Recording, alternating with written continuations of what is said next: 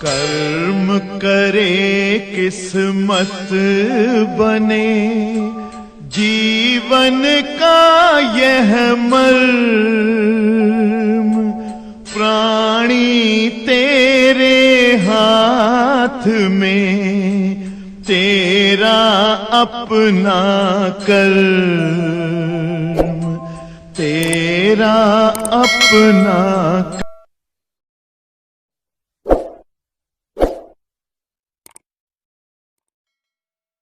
प्यारे बच्चों, जैसा कि आप सभी लोग जान रहे हो, हम लोगों ने पढ़ा कि प्रकाश के गुणधर्म क्या क्या होते हैं।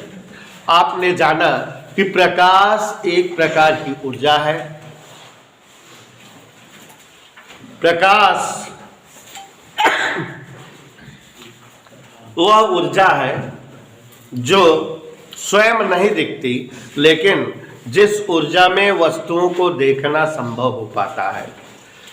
सूर्य तल पर विद्यमान ऊर्जा का स्वरूप प्रकाश ऊर्जा या प्रकाश है। प्रकाश का संचरण सदैव सीधी रेखा में होता है। प्रकाश विद्युत चुंबकीय तरंग है, बिना माध्यम के संचरण इसका होता है। प्रकाश निर्वात में भी संचरित होता है और प्रकाश का संचरण माध्यम में भी हो पाता है। प्रकाश के बारे में आपने देखा कि प्रकाश बहुत तीव्र वेग 3 × 10⁸ मीटर पर सेकंड से संचरित होता है। प्रकाश का संचरण निर्वात में भी होता है और प्रकाश का संचरण माध्यम में भी होता है। निर्वात में प्रकाश का वेग अधिक और माध्यमों में प्रकाश का वेग थोड़ा कम होता है। प्रकाश परावर्तन, अपवर्तन, विवर्तन, वर्ण विक्षेपण, व्यतिकरण, विस्पंद, ध्रुवण, डॉपलर प्रभाव, प्रकाश विद्युत प्रभाव, कंपटन प्रभाव जैसी घटनाएं प्रदर्शित करता है। प्रकाश के संदर्भ में हाइगेंस ने माना कि प्रकाश तरंग प्रवृत्ति रखता है और यह पूर्ण रूप से अनुप्रस्थ तरंग है, क्योंकि इसमें ध्रुवण की घटना होती है। ध्वनि और प्रकाश में यही अंतर है। कंपैरिजन का क्वेश्चन है। ध्वनि जो है अनुदैर्ध्य तरंग होती है और प्रकाश अनुप्रस्थ तरंग होता है। तो बच्चों, हम लोगों ने प्रकाश के गुणों के बाद न्यूटन की थ्योरी पढ़ा कि न्यूटन ने प्रकाश के संदर्भ में क्या बताया। न्यूटन ने प्रकाश के संदर्भ में जो भी बताया बीना बेटा, वो जो है न्यूटन के कणिका सिद्धांत के नाम से जाना गया। न्यूटन ने बताया कि प्रकाश किसी प्रकाश स्रोत से असंख्य छोटे छोटे कणों के रूप में उत्सर्जित होता है, और ये जो असंख्य छोटे छोटे कण है जिस रूप में जिनसे जो है प्रकाश उत्सर्जित होता है, ये तीव्र वेग युक्त होते हैं और द्रव्यमान पहले से है, मीन्स ये ऊर्जा कण है, अर्थात प्रकाश एक प्रकार की। और ये कणिकाएं, प्रकाश कणिकाएं अत्यंत तीव्र वेग से संचरित होती हैं, इसलिए मार्ग के कणों का अवरोध इन पर नहीं होता, अर्थात ये जो है सीधी रेखा में चलती हैं। प्रकाश कणिकाएं तीव्र वेग युक्त होती हैं, निर्वात और माध्यम बिना किसी मदद के, माने बिना माध्यम के संचरित होती हैं। प्रकाश कणिकाएं अलग अलग आकार की होती हैं, इसलिए प्रिज्म से होकर गुजरने पर वर्ण विक्षेपण देती हैं। प्रकाश कणिकाएं किसी सतह पर आपतित होती हैं तो सतह के प्रतिकर्षण के कारण परावर्तन और अपवर्तन की घटना प्रदर्शित करती हैं। तो न्यूटन ने कणिका सिद्धांत दिया और कणिका सिद्धांत द्वारा प्रकाश के गुणों का एक्सप्लेनेशन दिया। लेकिन कल हमने धज्जी उड़ा दी थी। न्यूटन के कणिका सिद्धांत में काफी वीआईपी दोस्त थे और उन्हें हमने आपको कल की क्लास में अच्छे से समझाया था कि सबसे पहली चीज न्यूटनमा जैसे कह रहा है कि प्रकाश किसी प्रकाश स्रोत से असंख्य सूक्ष्म कणिकाओं के रूप में उत्सर्जित होता है, तो इसका मतलब किसी स्रोत से प्रकाश निरंतर निकलता रहे तो स्रोत का द्रव्यमान ही प्रकाश द्रव्यमान या प्रकाश कणिकाओं के रूप में उत्सर्जित होता रहेगा, और इसलिए स्रोत का द्रव्यमान कम होते होते बल्ब जलते जलते समाप्त हो जानी चाहिए, चुक जानी चाहिए, बट ऐसा नहीं होता। माने इनका ये थेसिस, ये तर्क, ये लॉजिक रॉन्ग है। न्यूटन के कणिका सिद्धांत से प्राप्त होता है कि प्रकाश ऊर्जा स्रोत के ताप पर डिपेंड करती है। तो अगर कोई स्रोत कम ताप वाला हो, जैसे चिमनी वगैरह हो, तो उससे जो है प्रकाश ऊर्जा कम मान वाली होगी, माने उसका प्रकाश वेग कम होगा। जबकि चाहे चिमनी से प्रकाश निकले, चाहे सूर्य से, चाहे जिस स्रोत से प्रकाश निकले, हमेशा 3 × 10⁸ मीटर/सेकंड के वेग में प्राप्त होता है। अर्थात प्रकाश ऊर्जा स्रोत के ताप पर निर्भर नहीं करती। ऐसे ही आपको समझाए थे कि न्यूटन के कणिका सिद्धांत का एक और बहुत बड़ा दोष था कि न्यूटन ने कणिका सिद्धांत में परावर्तन और अपवर्तन की व्याख्या बिना किसी तर्क के बस बोल दिया कि सतह पर पड़ता है, प्रतिकर्षण बल के कारण विचलित होते होते मार्ग बदल जाता है, परावर्तन हो जाता है। प्रायोगिक तर्क या एक्सपेरिमेंटल सत्यता नहीं थी इसमें, इसीलिए जो है ये बातें भी इनकी नहीं हजम हुई लोगों को। और न्यूटन कणिका सिद्धांत कहता है कि प्रकाश का वेग सघन माध्यम में अधिक होता है, जबकि फोको आदि के प्रयोगों के द्वारा विरल माध्यम में प्रकाश का वेग अधिक सत्यापित हुआ। तो एक और बहुत बड़ा वीआईपी दोष था न्यूटन के कणिका सिद्धांत में कि न्यूटन के कणिका सिद्धांत के द्वारा किसी भी प्रकार से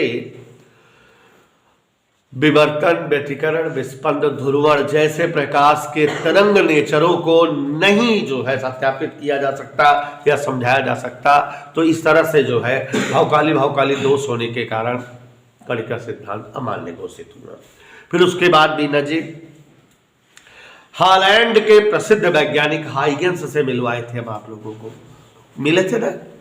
हाइगेंस ने प्रकाश के संदर्भ में अपना मत, अपना लॉजिक, अपनी थ्योरी प्रस्तुत किया कि प्रकाश किसी प्रकाश स्रोत से तरंगों के रूप में संचरित होता है और किसी स्रोत से प्रकाश तरंगे सभी दिशाओं में निकलती हैं और ये प्रकाश तरंगे जब माध्यम के कणों से टकराती हैं तो माध्यम के कण भी तरंगत करने लगते हैं और ये तरंगे फिर उन कणों से होते हुए आगे बढ़ती हैं, दूर तक फैलती जाती हैं और प्रकाश दूर तक दिखता है जब स्रोत जलता है। तो तुम्हारे हाइगेंस ने ये बताया कि किसी प्रकाश स्रोत से प्रकाश तरंगों के रूप में सभी दिशाओं में संचरित होती हैं और ये तरंगे जब माध्यम के कणों से टकराती हैं तो माध्यम के कण भी तरंग गति करने लगते हैं और इस तरह से जो है तरंगे लगातार निरंतर आगे बढ़ती रहती हैं।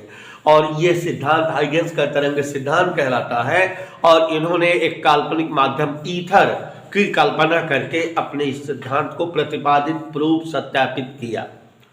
ठीक है, बीएससी में जाओगे तो इनका प्रयोग पढ़ने को मिलेगा। तो हाइगेंस का तरंग सिद्धांत कल बकायदा चित्र बना के दिखाए थे आपको समझाए थे। किसी प्रकाश स्रोत से प्रकाश तरंगों के रूप में उत्सर्जित होता है या संचरित होता है। ये प्रकाश तरंगे माध्यम के कणों से टकराती है तो माध्यम के कण भी क्या करने लगते हैं, ना समझ दो। तो इस तरह से जो है प्रकाश तरंगे दूर दूर तक चारों तरफ फैल जाती हैं। एक बहुत वीआईपी टॉपिक कल चल रहा था और हमने बताया था कि बेटा इसको अच्छे से तैयार कर लेना बढ़िया से, क्योंकि बेटा ये टॉपिक जो है अब आगे वेब के हर लेसन में पढ़ने को मिलेगा और बिना इसके आप कोई टॉपिक समझ नहीं पाओगे। क्योंकि तरंग जैसे जो है आपने पढ़ा है, सुना है, मैथ में माइनस और प्लस पूरी गणित को डिस्टर्ब कर देते हैं, डिपेंड करता है माइनस प्लस पे। और अंग्रेजी में वावेल AEIOU पूरे अंग्रेजी के नियम को डिस्टर्ब कर देते हैं। अंग्रेजी की पूरी धज्जी बदल जाती है जहां AEIOU आ जाता है ना। बहुत सारे आप जो है नियम पढ़े होंगे अंग्रेजी के वावेल से डिस्टर्बिंग वाले पढ़े हैं। जैसे अगर आप जो है कोई क्रिया है RUN रन, इसमें आपको कहा जाए ING जोड़ो तो ये हो जाता है रनिंग RUNNING, ऐसे हो जाता है ना। जैसे स्विम हो SWIM, इसमें NG जोड़ो तो ये भी स्विमिंग MMING हो जाता है। तो वजह क्या है कि अंतिम अक्षर के पहले वावेल है, इसलिए अंतिम अक्षर में इंग जोड़ने पर डबल हो जाता है। और अगर कहीं ऐसे रीड हो READING तो यहाँ डबल वावेल है, अपवाद हो जाता है, तब ये डबल नहीं होता, REDING ऐसे ही करेगा। तो यहाँ वावेल से ही सारा डिस्टरबेंस है, वावेल से ही सारी कहानी है। और भी बहुत सारी है, जैसे नाइफ है, बहुवचन करते हैं तो नाइफ्स हो जाता है, एफ का बहुवचन VE बन जाता है, जबकि हमेशा कोई बहुवचन जब जो है FE साथ में जब रहता है तो उसके आगे यस जोड़ते हैं तो वो VE बन जाता है, नाइफ का नाइफ्स है ना। ऐसे ही इसका उल्टा कि अगर कहीं TH जुड़ता रहे, TH जुड़ता रहे तो VE में जब TH जुड़ता है तो VE, जब FES में जुड़ता है तो VE बनता है, और VE में TH जुड़ता है तो वो F बन जाता है, उल्टा। नाइफ है, FE है, S जुड़ेगा तो VE, और VE में TH जुड़ेगा तो F5VE, क्या TH जोड़ो तो ये हो जाता है फिफ्थ। 12 TWELVE, इसमें TH जोड़ो, अक्सर जो है कंपटीशन में लोग पूछते हैं 12th। पूछा जाए किस क्लास पढ़ते हो, कहोगे 12वां, तो 12 में कहेगा 12वां की अंग्रेजी बताओ तो 12th स्पेलिंग होती है उसकी TWELFTH, नहीं तो TWELVETH कहना मानो करेगी राय के। तो यहाँ वावेल नौटंकीदार है, तो वैसे हमारे तरंग में तरंग आग्र नौटंकी करते हैं। दीज आर नौटंकी टॉपिक, इनको ध्यान से समझिएगा। वैसे इनके बारे में कल मस्त चर्चा हुई थी। विक्रांत हमारे बीच है, ध्यान दीजिएगा। अगर यहां पर कोई बल्ब लगी हो, what, and if it is जलिंग, अगर ये जल रही हो तो इससे चारों तरफ क्या निकल रहा होगा? नो, हाइगेंस से याद आओ, हाइगेंस पढ़ चुके हो ना कि ये प्रकाश स्रोत है, तो इससे तरंगों के रूप में ऐसे इधर ट्यू ट्यू ट्यू, ऐसे ट्यू ट्यू ट्यू, ऐसे ट्यू ट्यू ट्यू क्या निकल रही है, ऐसे फैल रही है ना चारों तरफ। तो जब ये कोई प्रकाश स्रोत जल रहा है, ऑन है, तो इससे जो हाइगेंसवा के अनुसार चारों तरफ जो है तरंगे निकल रही है। अब इस माध्यम में अगर हम कल्पना करें कि कोई एक काल्पनिक पृष्ठ है, और ये एक अगर ऐसा काल्पनिक पृष्ठ हो कि जिसके सभी बिंदुओं पर ये तरंगे समान कला में आकर मिले, जैसे ये कई ऊपर से नीचे, और बात हर तरंग ऊपर से नीचे कैसे मिले, कल फोटो बना के दिखा रहे हैं। किसी माध्यम में स्थित वह काल्पनिक पृष्ठ जिसके प्रत्येक बिंदु पर सारी तरंगे समान कला में मिलती हूं, उसी पृष्ठ को तरंगाग्र या वेव फ्रंट कहा जाता है। और इस तरंग आग्र के प्रत्येक बिंदुओं पर यह तरंगे आकर के मिल रही हैं, तो इसके हर बिंदु क्या करने लगेंगे? तरंग गति, और हर बिंदु से फिर से तरंगे निकलने लगेंगी। और अब ये जो तरंगे निकलेंगी, उन तरंगों को सेकेंडरी वेवलेट्स या द्वितीयक तरंगिकाएं कहते हैं। कौन सी तरंगिकाएं कहते हैं? चलो ताड़ा जाए बोर्ड पर। अरे मोरे यशपाले,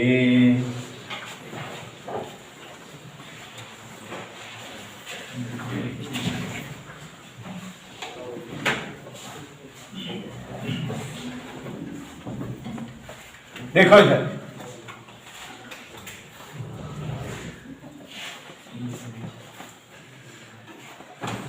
मान लो कोई प्रकाश स्रोत है, बल्ब है, क्या फेंक रहा है इधर?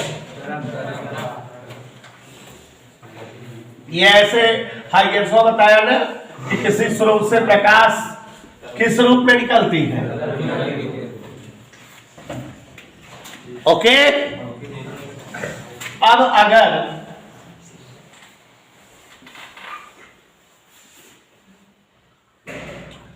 यहां एक काल्पनिक पृष्ठ हम बना दें, कैसा पृष्ठ? यशपाल, यश के पाल,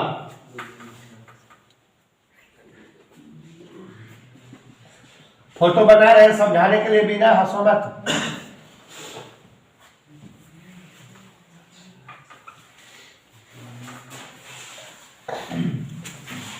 मजा आई? What is this? What are these? प्रकाश तरंगे ना, हाइगेंस के हिसाब से। What is this?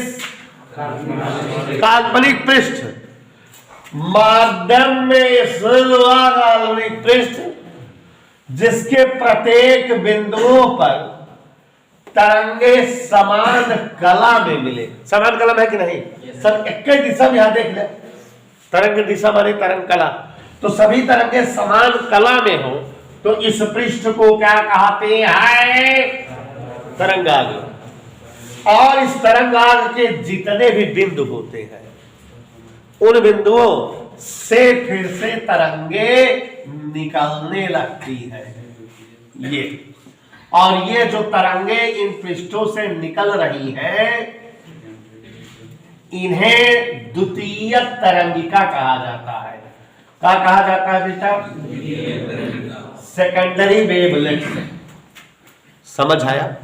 तो अगर विक्रांता जी आपको समझ में आ रहा है तो ये क्या है? माध्यम में स्थित हुआ काल्पनिक पृष्ठ जिसके प्रत्येक बिंदुओं पर तरंगे समान कला में मिल रही हैं, इसके प्रत्येक बिंदुओं से द्वितीयक तरंगिकाएं निकल रही हैं।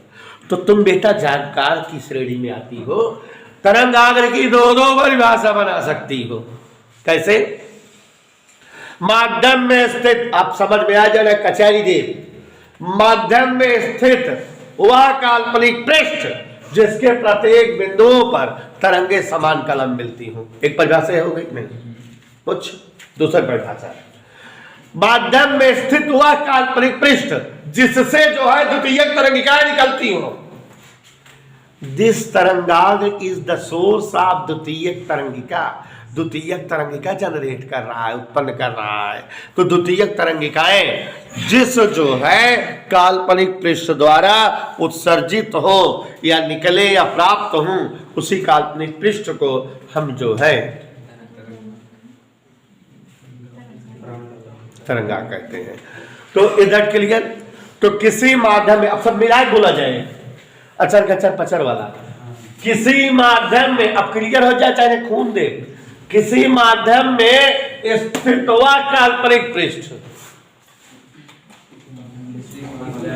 किसी माध्यम में स्थित हुआ काल्पनिक पृष्ठ जिसके प्रत्येक बिंदु पर तरंगे समान कला में मिले, तरंगाग्र कहलाता है। तरंगाग्र के प्रत्येक बिंदुओं से द्वितीयक तरंगिकाएं जन्मती हैं या उत्पन्न होती हैं। तरंगाग्र की प्रत्येक तरंगे या तरंगाग्र की दिशा तरंगों के संचरण के लंबवत होती है। तरंग ट्यू ट्यू ट्यू ट्यू ट्यू पूरब से पश्चिम जाता, अब तरंगाग्र इससे बनाई है कि ना है? उत्तर दक्षिण बनाए कि ना है? तो तरंगाग्र के बारे में क्या बता दोगे कि तरंगों के संचरण की दिशा के। तो चलो पहला बात, माध्यम में स्थित काल्पनिक पृष्ठ। बोलो हाँ सर जी। माध्यम में स्थित,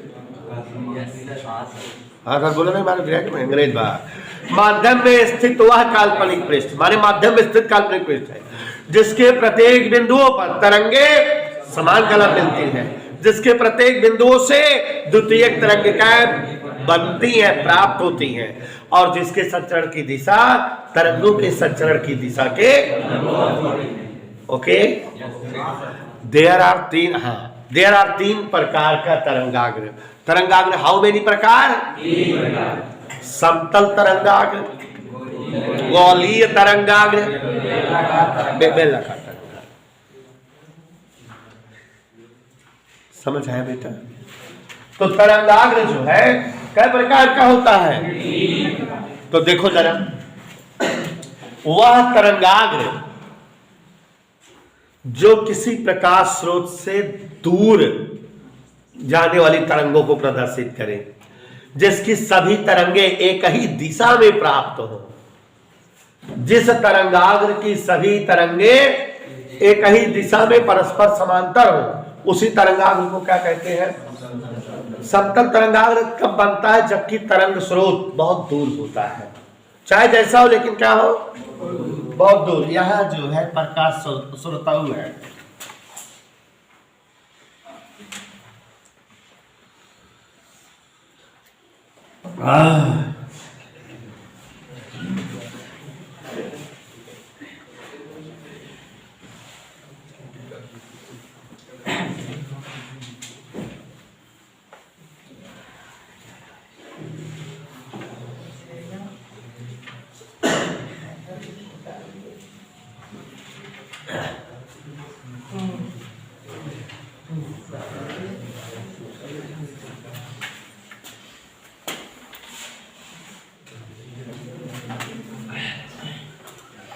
ये तरंग है, आ रही है, ये यहां से निकल गई,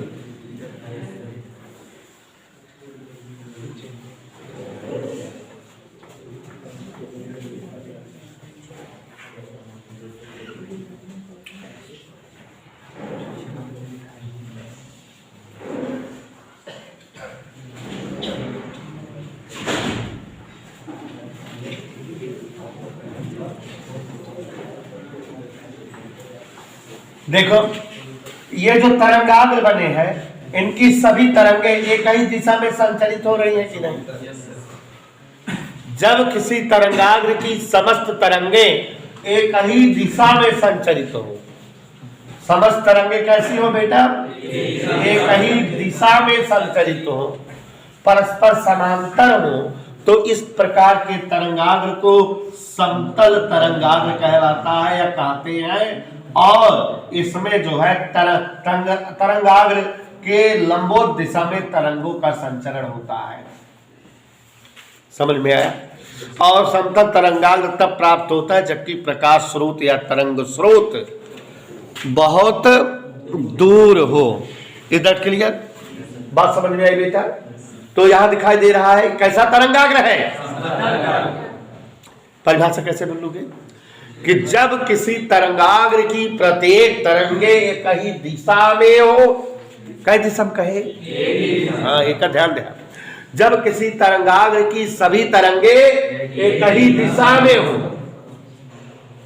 और परस्पर समांतर हो, तो ऐसा तरंगाग्र समतल तरंगाग्र कहलाता है। और समतल तरंगाग्र के लंबवत दिशा में तरंगों का संचरण होता है, और ये तरंगाग्र तब प्राप्त होता है जबकि प्रकाश स्रोत दूर होता है। इधर क्लियर? अब अगर कोई बिंदुवत प्रकाश स्रोत हो, गोलीय प्रकाश स्रोत हो, कैसा प्रकाश स्रोत? इससे जो है तरंगे सभी दिशाओं में संचरित होंगी कि नहीं?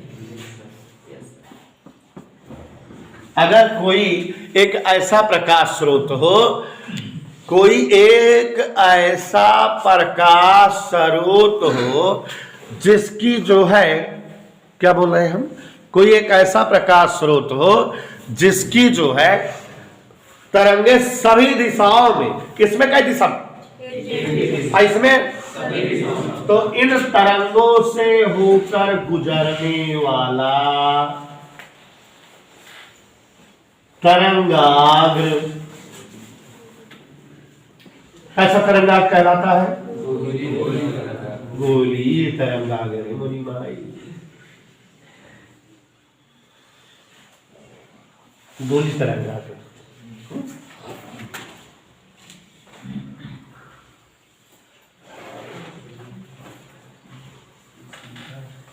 कैसा तरंगाग्र है ये?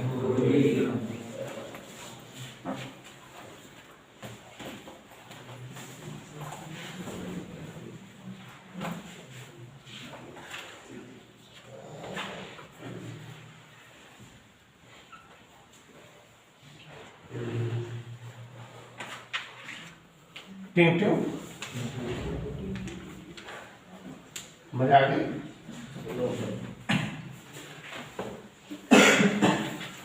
कैसा तरंगाग्र है ये? जब जो है प्रकाश स्रोत बिंदुवत या गोलीय हो, तो इससे प्राप्त तरंगे सभी दिशाओं में संचरित होती हैं, और इन तरंगों से गुजरने वाला तरंगाग्र गोलीय तरंगाग्र कहलाता है, जिसकी तरंगे जो है प्रत्येक दिशाओं में प्राप्त होती हैं। कैसे प्राप्त होती बेटा? इधर क्लियर? कोई प्रॉब्लम?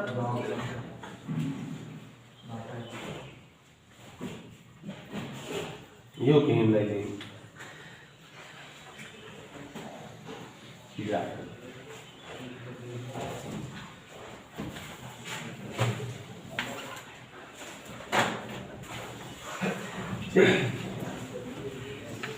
हो गया सब।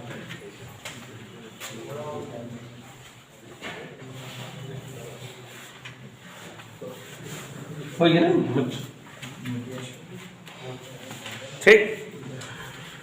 तो किसी माध्यम में स्थित वह काल्पनिक पृष्ठ जिसकी सभी तरंगे समान कला में हो, जिसके प्रत्येक बिंदुओं से द्वितीयक तरंगिकाएं प्राप्त होती हो, उसे ही हम जो है तरंगाग्र कहते हैं। तरंगाग्र का संचरण तरंग के दिशा के लंबवत होता है। अगर कोई तरंगाग्र प्रकाश स्रोत के बहुत दूर होने पर प्राप्त हो और उसकी सभी तरंगे एक ही दिशा में परस्पर समतल हो, समांतर हो, तो वह समतल तरंगाग्र है, जैसे कि ये। और अगर किसी बिंदुवत या गोलीय स्रोत से प्रकाश तरंगिकाएं प्राप्त होती हो, तो वो जो तरंगिकाएं हैं जो कि जो है उनसे गुजरने वाला तरंगाग्र है, गोलीय तरंगाग्र कहलाएगा, जिसकी तरंगे सभी दिशाओं में प्राप्त होती हैं।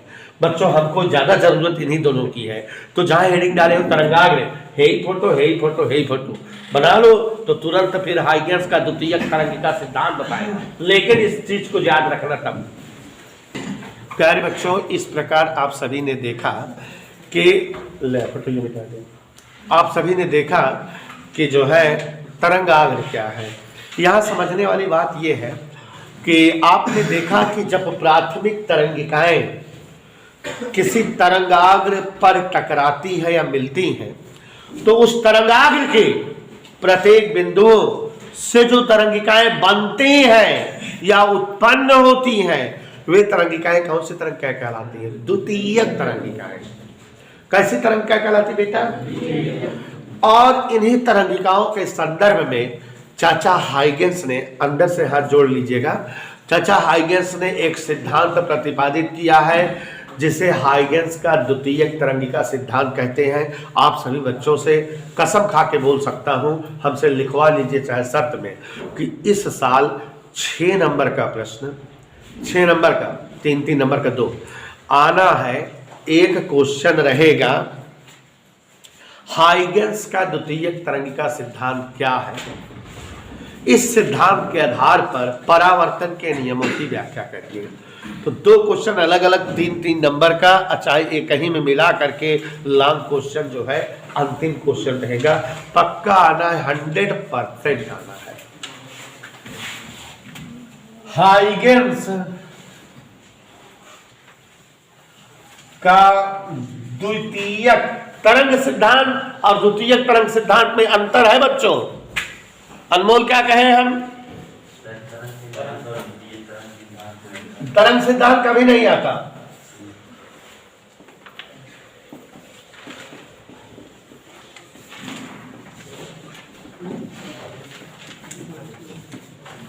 इस चैप्टर का सबसे इंपॉर्टेंट टॉपिक। और बच्चों याद करिए, जैसे आपने जो है पढ़ा था बोहर सिद्धांत क्या है, उसकी परिकल्पनाएं लिखो। तो 3 स्टेप में था, 3 नंबर का वो भी बहुत इंपॉर्टेंट है। वैसे दूसरा ये है जो इंपॉर्टेंट है आपके सामने। तो हाइगेंस का द्वितीयक तरंगिका सिद्धांत क्या है, समझाओ। इस सिद्धांत के आधार पर परावर्तन के नियमों की व्याख्या करिए। तो बेटा ध्यान से समझिएगा और समझा रहे हैं। हाइगेंस का द्वितीयक तरंगिका सिद्धांत की 3 परिकल्पनाएं हैं। 3 जो है पार्ट में ये सिद्धांत है। कितने पार्ट में है बेटा? मस्त समझ में आ जाएगा। विक्रांता जी ध्यान रखिएगा। पहला थोड़ा लंबा है, दूसरा एकदम छोटा, तीसरा बकवास है। तीनों में यही याद करा रहा हूं, चाहे आप लोग फुर्जी बना के अभी से रख लीजिए। 100% गारंटी ले रहा हूं आएगा एग्जाम में। श्योर सर्टेन कोई माइकलाल पेपर बनाओ और एक दे अब की बार हो ना सके, चाहे जे पेपर बनाओ अपने आप के, चाहे जे सेटर बनाओ। तो देखो जरा हाइगेंस का द्वितीयक तरंगिका सिद्धांत। पहला, दूसरा, तीसरा, 3 स्टेप में है। अब बेटा जो हमने अभी हाइगेंस का तरंग सिद्धांत बोला था, क्या क्या बोला था? तो क्या बोला था जो है बिना बेटा, और जो तरंगाग्र की परिभाषा बोला था, ये बोल दो तो पहला हो जाता है। ले क्या बोले, हम हिंट दिए सबको, ध्यान दो। ये दोनों मिला के बोल दो तो कैसा सिद्धांत हो जाता है? पहला। नहीं समझे बेटा? फिर से बताए, देखो दोनों मिला के बोलना है। हाइगेंस के अनुसार किसी प्रकाश स्रोत से प्रकाश तरंगों के रूप में सभी दिशाओं में उत्सर्जित होता है। ये तरंगे माध्यम के कणों से टकराती हैं तो माध्यम के कण तरंगति करने लगते हैं। किसी माध्यम में स्थित वह काल्पनिक पृष्ठ जिसके प्रत्येक बिंदु समान कला में हो, तरंगाग्र कहलाता है। तरंगाग्र के प्रत्येक बिंदुओं से द्वितीय तरंगिकाएं बनती है। ये तना पूरा बोले तो पहला सिद्धांत हो गया। ट्रिक बताए हम कि का बोले का है, तरंग सिद्धांत बोले का है, तरंगाग्र के परिभाषा मिक्स कई बोल दे का है। अब दूसरा बेटा, अब आई देखा फोटो बने रहे तरंगाग्र के ना, उसके बाद कौन तरंग निकलता है? द्वितीय तरंगिकाओं के गति की दिशा और गति का मान प्राथमिक तरंगिकाओं के समान होता है। मतलब जिस दिशा में प्राथमिक तरंगिकाएं चलती हैं उसी दिशा में द्वितीय तरंगिकाएं भी चलती हैं, और जिस वेग से प्राथमिक तरंगिकाएं चलती हैं उसी वेग से, याद हो गया? सरल है कि नहीं? कैसे बोलोगे? द्वितीय तरंगिकाओं के गति की दिशा व वेग प्राथमिक तरंगिकाओं के गति की दिशा व वेग के समान होता है। इधर के लिए तीसरा, ये जो द्वितीय तरंगिकाएं जा रही थी, इनसे गुजरता हुआ अगर कोई एक वक्र खींचे, माने एक ऐसा वक्र जिनमें सभी द्वितीय तरंगिकाएं होकर गुजरे, इसे एनवलप कहते हैं। एनवलप, लिफाफा। मतलब समझो, प्राथमिक तरंगिकाएं कहां से गुजरती हैं? तरंगाग्र से। और द्वितीय तरंगिकाएं कहां से गुजरती है? एनवलप से, लिफाफे से। समझ में आ गया? तो क्या सिद्धांत है हाइगेंस का? द्वितीय तरंगिका सिद्धांत 3 जो है कथनों में व्यक्त किया जाता है। पहला, किसी प्रकाश स्रोत से प्रकाश तरंगों के रूप में संचरित होता है और ये तरंगे माध्यम के कणों से टकराती हैं तो माध्यम के कण तरंगति करने लगते हैं और माध्यम में स्थित हुआ काल्पनिक बिंदु समान कला में तरंगाग्र कहलाता है। तरंगाग्र के प्रत्येक बिंदुओं से द्वितीय तरंगिकाएं निकलती हैं। पहला सिद्धांत हो गया। आपने देखा कि इसका मिला के बोले हैं हम, तरंगाग्र की परिभाषा बोले हैं और तरंग सिद्धांत बोले हैं। दूसरा तो बड़ा सरल, विक्रांत क्या बोले? द्वितीय तरंगिकाओं के गति की दिशा और गति का परिमाण प्राथमिक तरंगिकाओं के गति की दिशा और परिमाण के। तीसरा क्या बोले? द्वितीय तरंगिकाओं से गुजरता हुआ वक्र एनवलप कहलाता है। तो ये हमारे हाइगेंस के द्वितीय तरंगिका सिद्धांत है। इस सिद्धांत के आधार पर परावर्तन और अपवर्तन नियमों की व्याख्या हुई है। तो परावर्तन की व्याख्या बता दें तो अपवर्तन उसी तरह से हो जाता है, अपवर्तन बता दे तो परावर्तन उसी तरह से।